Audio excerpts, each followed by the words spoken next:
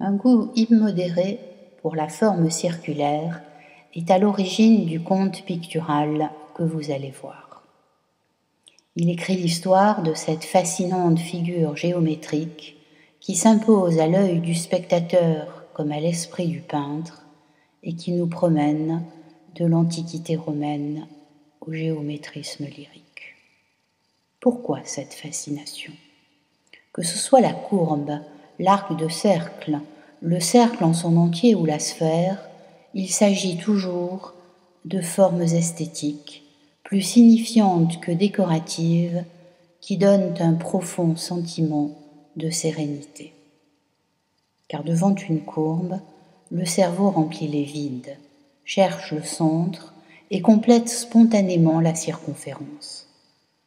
Voilà pourquoi cette ligne suggère l'idée du tout et de l'harmonie.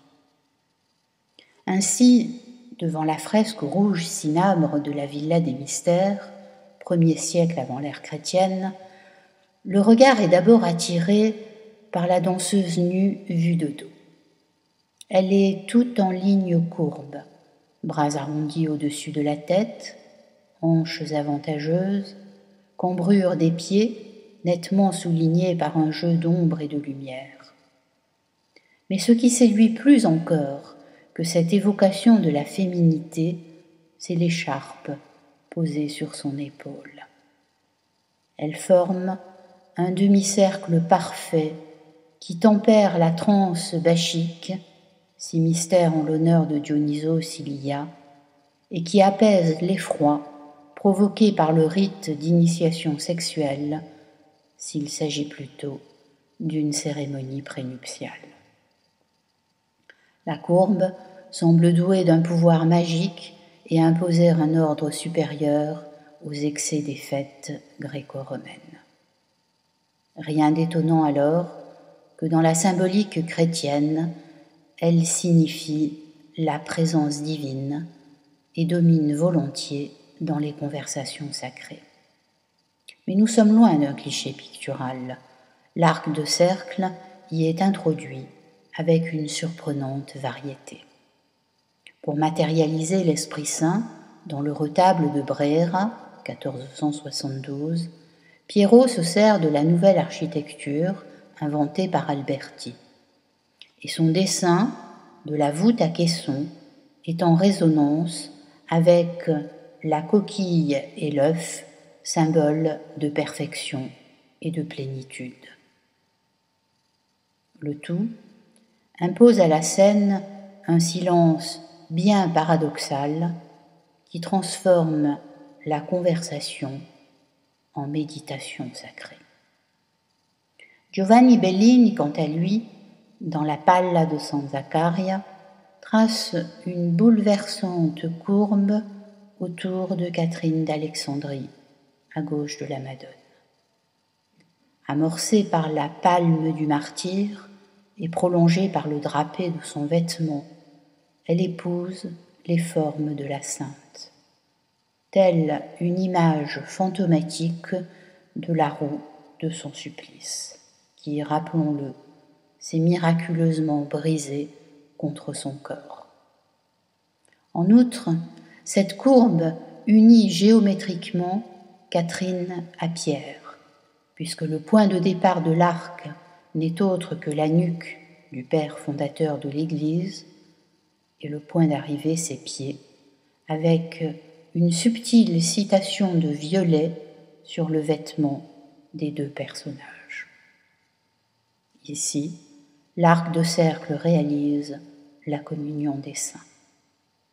Alors que dans un cadre plus profane, il est simplement symbole de calme. Voyez plutôt l'épisode de la légende de Sainte Ursule qui relate l'arrivée des pèlerins dans Cologne assiégée par les Huns. Carpaccio réalise un cercle parfait en jouant sur le reflet du pont dans l'eau. Non seulement il rend compte ainsi de l'immobilité de l'air et de l'harmonie des éléments indifférents aux fureurs humaines, mais surtout en bon vénitien, il inscrit une lénifiante invitation au rêve au sein d'une scène de guerre et de menace. Fermé par cette courbe, son paysage de lagune fait contrepoint à la présence des armées, de l'oiseau de mauvais augure et de la coque noire du navire, tous annonciateurs de deuil et de martyrs. Mais tous les ponts sur l'eau n'ont pas la même fonction poétique. Ainsi, le pont de Mincy est pour Cézanne un prétexte à réaliser une forme abstraite. Sous les arches, il inaugure une nouvelle technique picturale faite de petites touches formant des carrés de couleurs. En somme, des lignes droites dans une ellipse. Technique très en avance pour son temps, puisqu'elle date des années 1880 et qu'elle préfigure la manière de Paul Klee, si ce n'est celle de Nicolas de Staël.